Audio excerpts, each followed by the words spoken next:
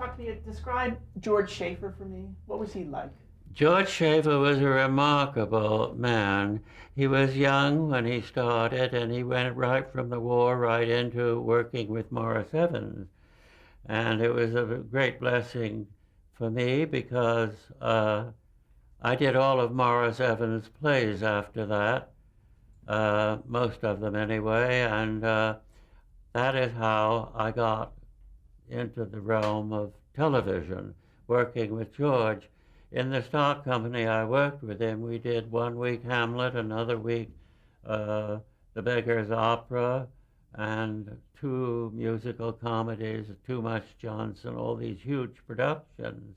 I fortunately had my assistant was the man who helped me with uh, with the Tower Beyond Tragedy, and I thought this will help him. So when I gave up the movies to go back to do theater for George, uh, I was working for $40 a week, and we did all the sets and costumes, each one every week, a new one.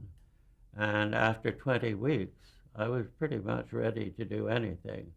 And television was the first thing we moved into. Uh, You should look here, not at the camera. You should look uh, it was very interesting because to me it was so exciting to find that Palace Theater had just closed. No more vaudeville. Well, that seemed a crisis to me because I was brought up on going to see the greats in vaudeville. There was no place for those people to go. Burns and Allen and Sid Caesar and the marvelous Imogene Coca and even Bob Hope and name them. They all went to television. And we did those shows that I didn't do those particular shows because I went in for the drama, and the acting was all brilliant, and the shows were done by Mr. Hall of Hallmark, which is how I started. And I did all of the Hallmarks except four for the next 16 years. Uh, and we did beautiful shows. We worked on a tight budget, but I was able somehow to do it. What was a typical timetable that you had to work in? We had a month. George did them. He did all of them for the most, all but one or two, and we did them like we did the theater. We rehearsed for a month. Imagine a month to do a television special, and the actors were brought over from London, and all of the top actors were willing to sign up for some of them 9 months ahead of time to be in a Hallmark production, if you can imagine. That isn't done anymore. And I would be in Europe on vacation, and George would wire me the cast members, the leads of 6 shows in advance. And that the last one would be the following April. And he wired me in April of the next year. And they were so meticulously done that they were winning, of course, Emmys right and left. But they never had an Emmy for costume. But they gave me 2 Emmys for our 2 citations, which were given by the directors of NBC for first it was Victoria Regina with Julie Harris, where all the supporting cast were brought over from London, and they gave me a citation for it as the best costumes of the year. And they gave me another citation for Elizabeth the Queen with my beloved Judith Anderson and Charlton Heston, which I got another special award for. And then when it came time, when I did we brought George was able to inveigle Alfred and Lynn Fontanne to do something, they did The Magnificent Yankee. And that was up for Emmys for absolutely everything. And of course, costume was up for the first time. Costumes had been honored by the statue. And unfortunately, I didn't get the statue, but the great cry was raised because it wasn't a popular vote Emmy. And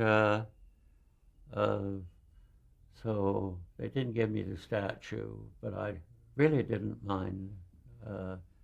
I'm not an award freak. So you won, but they didn't give you the actual No. statue itself. And the show was perfectly wonderful. It was done in 6 sections, beginning with 1890 to the time Franklin Roosevelt was made president. And can you talk about some of the designs that you did? each design was about 15 or 20 years apart. So there were 6 periods in which Miss Lynn Fontanne, who knew how to wear clothes like nobody else, they were both so magnificent that they, of course, won. Joan Crawford presented Lynn, and Melvyn Douglas presented Alfred with his. I accompanied Joan Crawford to the awards. No, rather than looking at the camera, you should be looking toward me. Oh. So if you can move All your right. eyeline. I'll look toward the camera. I was always told not to. No, not. Don't look at the camera. Look at me. That's what I'm saying. There, in between. Yeah, all right here. Okay. So you were talking about the costumes that you did for Magnificent Yankee.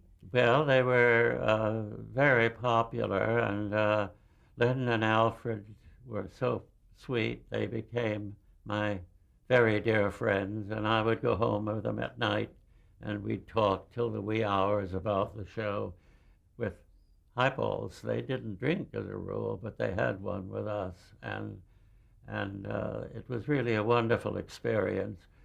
And Lynn said such wonderful things about me, and I became their very dear friend.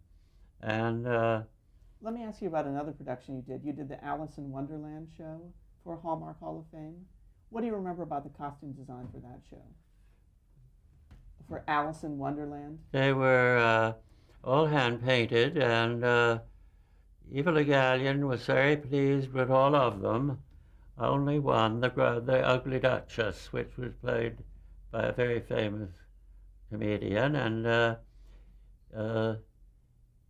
she said, "Do you mind doing that one over?" And I had painted the whole production. I said, "Of course not, Eva." And I painted these things with prang, which was a very unfortunate thing because I had no windows in the room I painted in. I do not know how I survived that. But I redid the Ugly Duchess until she was very happy, and we went on with that. And I got many letters from NBC congratulating me on an incredible job. It was, having done it on the stage for Eva, it was easy, but then I also did a turnaround. I did The Little Moon of Alban, which is one of Julie Harris's first successes. So successful that Hallmark repeated it another time, and then it was taken by Mildred Freed Allberg, who produced the television, directed by George Schaefer, to do a play version of it with, again, Julie. And another thing happened we did Cradle Song. And it was a big success. Judith Anderson and Helen Hayes were the co-star in it. And Charles MacArthur died, so Miss Hayes had to leave the cast. And Evelyn Varden, a very fine actress, did her part. They were so unhappy they didn't have Miss Hayes the first time. We repeated the play with Judith and Helen both in it. And it was equally successful the second time. We had to repeat The Green Pastures twice. These shows were very, very successful productions. And Was it difficult to do The Green Pastures with an all-black cast? yes, it was difficult because I had invented for Alice in Wonderland, I invented the original white, which is way off white, which all the canvas was dyed before I painted it. And when we got to playing with black complexions, they were very dark. You could not use that particular white with them. So I invented a special color of white, very dark, and all of the wings and everything that was white was sprayed or dyed this darker color, and it worked. As far as I know, when we first did television back in the 50s, they'd spray the newspapers blue. They sprayed shirts blue, dyed blue. Everything was blue. They didn't know they didn't go about making an off-white. I do not know why. I thought it ridiculous at the time.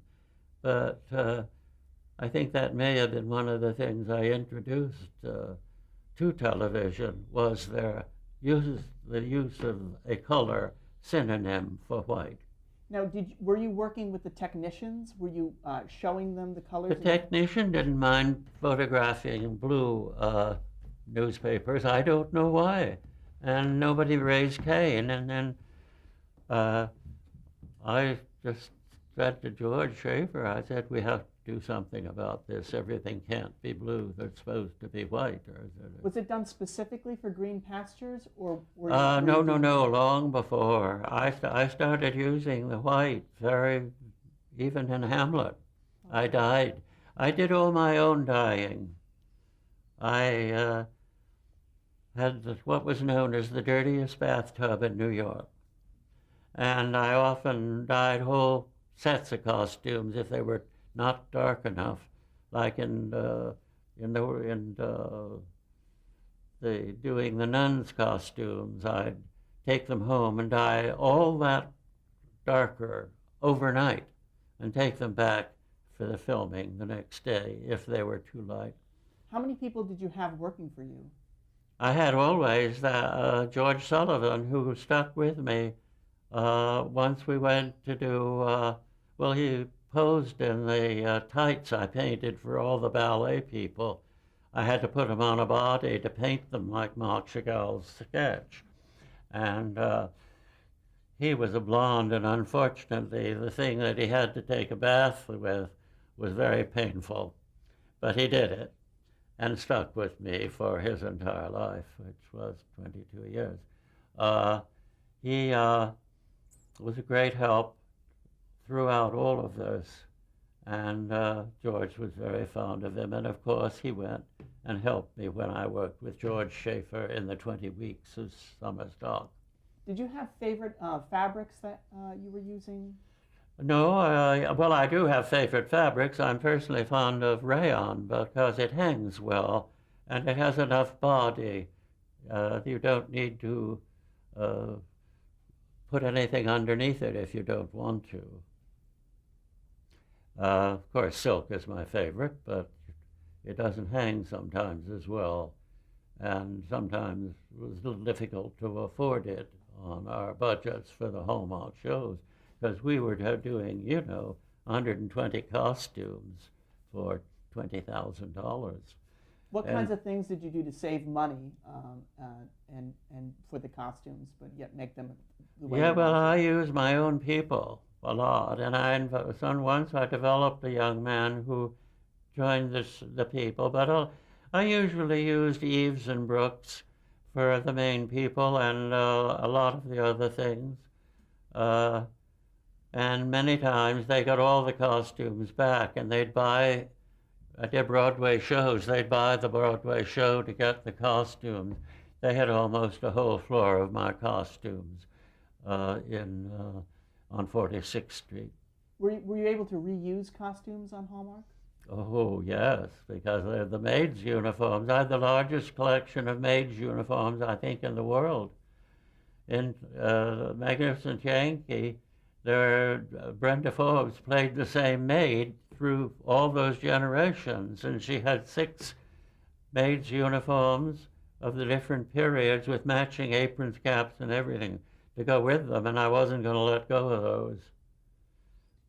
In the Magnificent Yankee, there were a lot of winter scenes with fur-lined clothes. Was that an expensive show to do? Well, I managed a lot of times Maximilian the Furrier because I had done shows for Broadway where the actress bought the sable coat that they gave me for an actress who wore it in a picture because, well, it happened to be a very wealthy actress, and she bought the sable coat, so they often did me favors.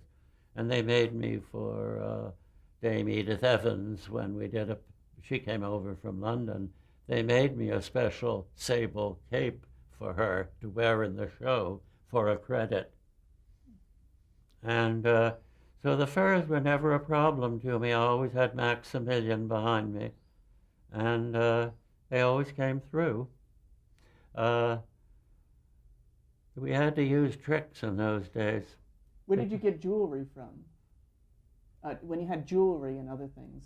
That was on loan from Black Star and Frost and Gorham's and some Tiffany.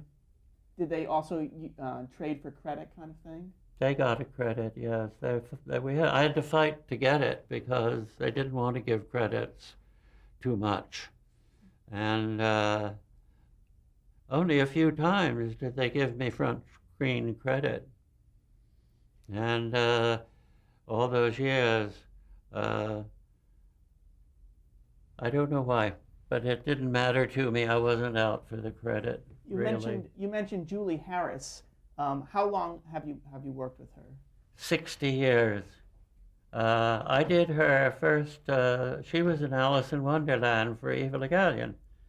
She played the second White Rabbit and understudied Alice, and never went on. And the next show I did for her was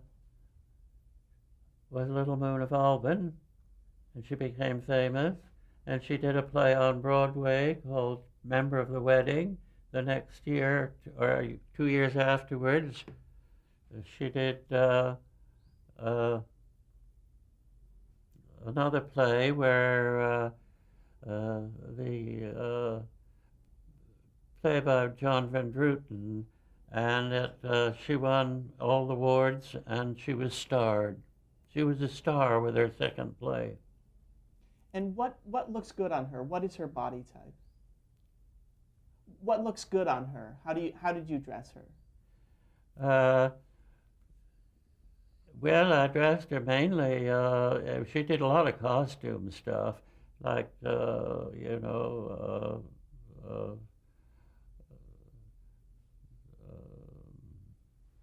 Victoria Regina and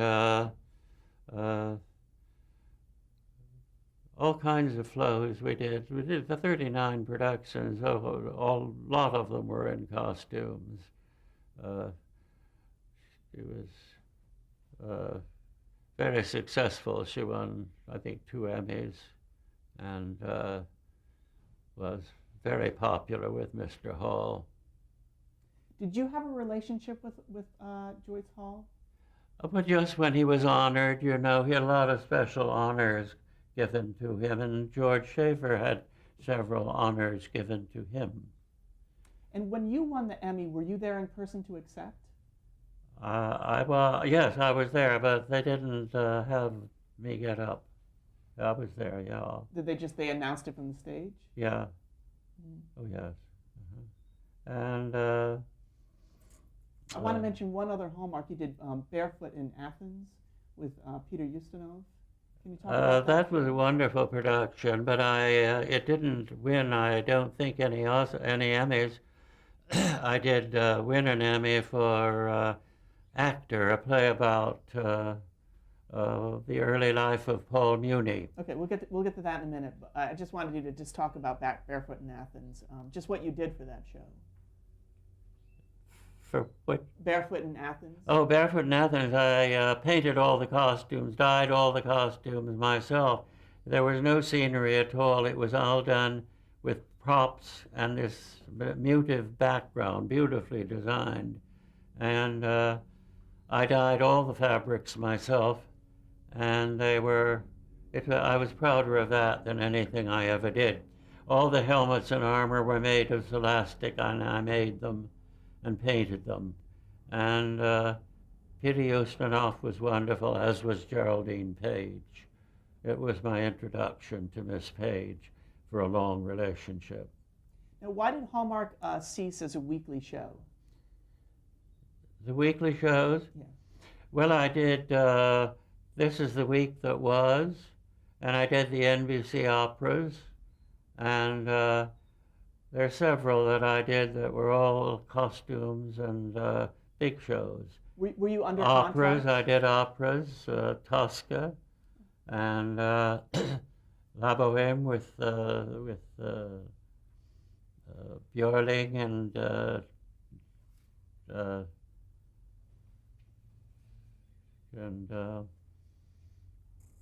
sorry, can you hold it a minute? I should have a paper to read from, but all these names here.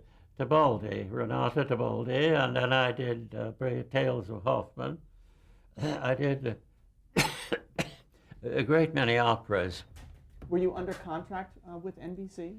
I was under contract to NBC, but they never held me to not do anything outside because I was doing musical comedies and plays constantly. And for instance, when I did Tea House of the August Moon on Broadway, I also did it for Hallmark. Can you talk about doing that show, the costumes for that? I made all the costumes originally myself and dyed them all, and I made them in the country for the Broadway production. And all except the Geisha Girls, which were made by Helene Pons, which had 60 yards of fabric in each costume, and there were 5 different colors. I dyed all those colors at my place in the country, which had a waterfall, and I would hang the fabric over the waterfall so that the water would wash it, so it had a liquid feeling to it before I painted the costumes. And that's the only time I ever did all the costumes before they went into rehearsal in New York. Morris Evans was quite a producer. And they could rehearse in the costumes for the month they were rehearsing. Now, you were talking about live TV. What was the experience like doing the costume changes? Of the live TV was, we did a lot of live TV. It was very strenuous on the director. I worked with a lot of different directors, Delbert Mann and John Frankenheimer, and I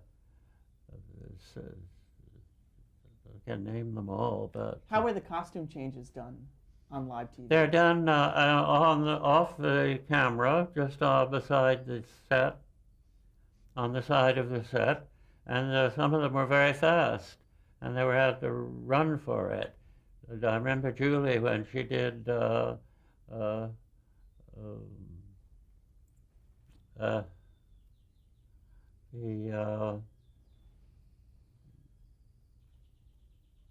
Victoria Regina, maybe? let me see, which one it was. When she was doing one of the big shows, she had to make quick changes. And it was very hard because it was live. It wasn't taped. Mm-hmm. And it was very tricky. Where were you during the show? I was in the control room, listening to the screams and hollers. But they were always nice. I never changed a single costume in my 16 years of doing Hallmark. Never said to me, "Oh, we don't like that. Can you do something different?" George did say that once about something, and I said, "George, that's the end of our budget." And he said, "Okay." I think it was a little too white or something. Nothing drastic. Because it was one of my favorite costumes, so I wasn't angry. Do you remember which one it was? It was a costume. I remember which one it was. Wouldn't mean anything, but it was a little too white, you might have said. But eventually, we got to use white a little bit more, but not much. Especially when it got to be, 14 nuns. Now, outside of Hallmark, you did other shows. You did Turn of the Screw. What do you remember about that show? Which one? Turn of the Screw with Ingrid Bergman. Oh, the Turn of the Screw. Well, Ingrid had her contract that she was to have Karinska do the costumes. So I said to John Frankenheimer, who was directing it, I said, "Well, I'd like to do you a few sketches. I'd just like to do that show. I don't have to do the real one." So I did a few sketches and took them in and threw them to John. And he said, "Well, we have to use this woman, I'm afraid." And of course, I had worked with Karinska for making costumes for singers, because she did beautiful bodices for singers. And I did a lot of singers. And when he came back from his interview with Miss Bergman in Europe, where she was living, he said, "Well, guess what?" And I said, "What?" "You're doing the Turn of the Screw." And I said, "I am?" And he said, "Are you sure that's agreeable with Miss Bergman?" And he said, "Yeah." And so I did them, and Ingrid was perfectly wonderful. And she won the Tony, the Emmy that year, and it was a very good production. What do you remember about the Sacco Vanzetti story? Sacco Vanzetti story? Oh, yes, I did that. That was a very long time ago, but I don't remember too much about that. It wasn't a Hallmark, so George didn't do it, and I don't remember who did direct that, but it had a very good cast, and it was quite an effective piece. It was set in the 1920s? It was set in the 1920s, of course, Mm-hmm. and we did it sometime in the 50s. Mm-hmm. How did you come to be involved with the Hollywood Television Theater? I did all of those, most of them, except one or two, and I did them for Norman Lloyd, who was a wonderful director and producer, and we did very good things. And we had all the best people, and it was done very much on the high caliber of Hallmark. I'm going to stop you right there. We're at the end of our tape.